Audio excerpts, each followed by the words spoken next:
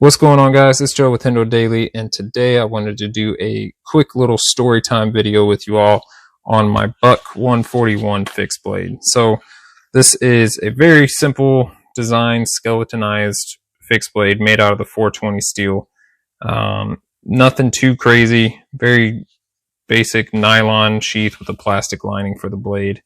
But the reason I still have this knife and that I keep this knife is because of the stories that I have with it.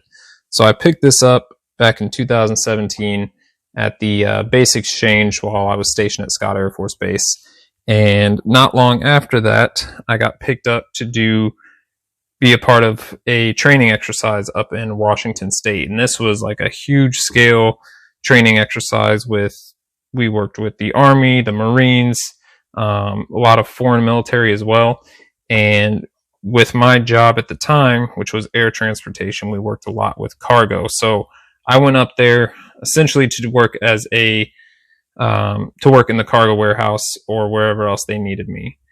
Once we got up there, I was in the cargo warehouse for a couple days, and they assigned a few people in a small team to go up and do the airdrop recovery out in Yakima, Washington, about a 4-hour drive east of where we were at for the exercise. So we loaded up the Humvees with all of the gear, all the equipment we needed, and we hit the road and drove about 4 hours east in these Humvees, which was not a very comfortable ride. For any of you that may have any experience with that, you understand what I'm talking about. But we got out there, we set up our camp, and for the next week and a half, our sole job was airdrop recovery. So the rest of the teams that were doing their exercise, there was a lot of C-17, C-130 cargo planes flying around, and we were on this huge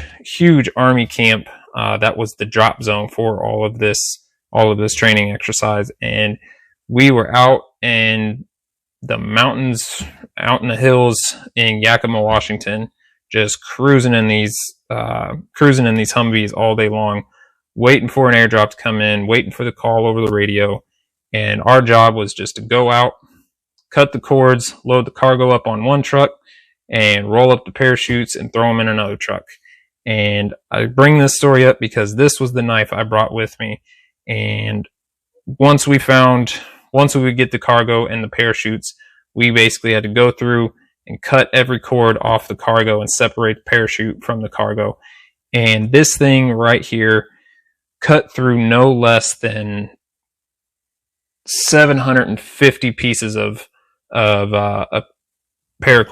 I mean, just all day, every day for a week and a half, working 18, 19-hour shifts of just collecting cargo, cutting the cords, and going back and loading these up. And it was a great time. It was probably one of the best work trips, TDY work trips, that I ever got to go on while being stationed there. And it was so much fun cruising around in the Humvees,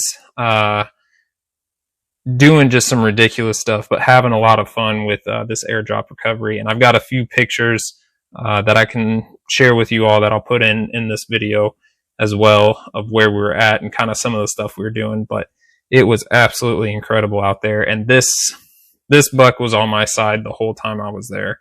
So that whole week and a half was just ripping through paracord, collecting the cargoes, just dummy cargo of empty barrels, all stacked up. But this thing went through the ringer for that week and a half I was out there.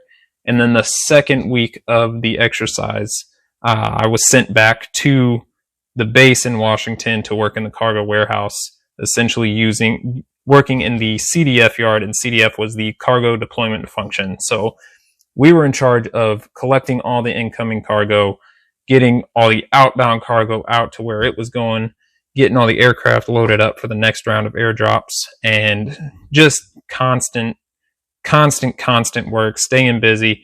But it was a lot of fun and it was a good time. And this buck knife stayed with me the entire time, like I said, and it cut through no less than 750 pieces of cord, at least, in the amount of time that we were out there.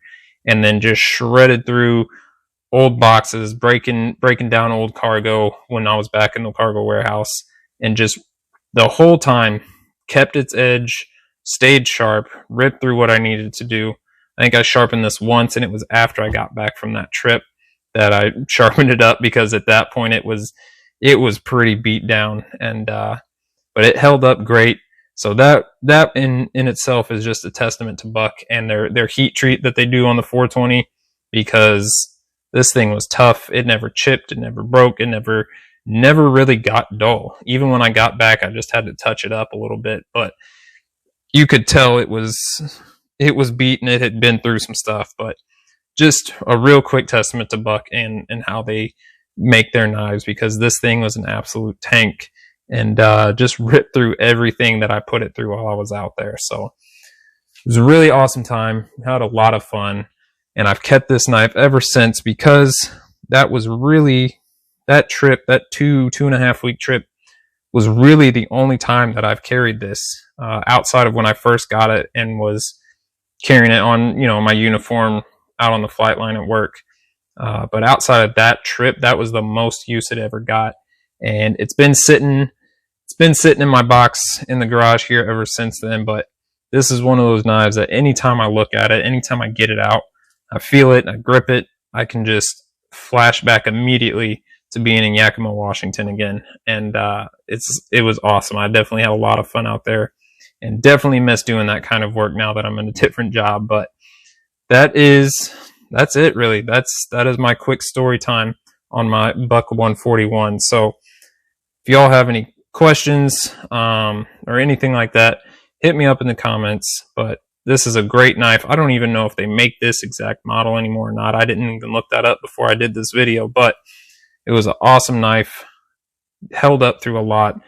Really just can't really say enough good about this thing, mainly because of the stories that I have with this knife. And like I said, that is the one reason that I will always keep this, is because what I got to do and what I was able to do while I was out there. So again, this is the Buck 141 420 steel.